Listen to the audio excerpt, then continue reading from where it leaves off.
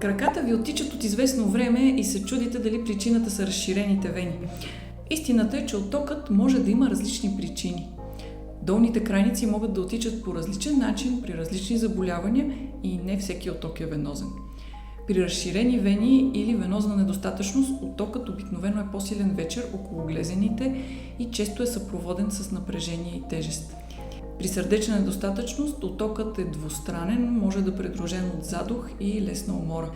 При заболявания на бъбреците организмът пък задържа вода и оттокът понякога е по-генерализиран, включително по лицето и по ръцете. Намалената функция на щитовидната жлеза оказва ефект върху обмяната и също може да доведе до подуване, което пък да е съпроводено с отпадналост, суха кожа и други симптоми.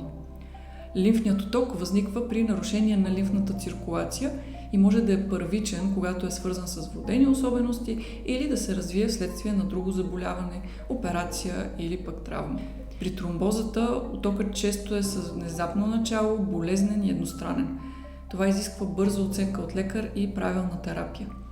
При инфекции оттокът обикновено е съпроводен с зачервяване, затопляне и болка. Оттоците са симптом, а не диагноза. Затова е важно не просто да лекуваме оттока, а да открием причината за него.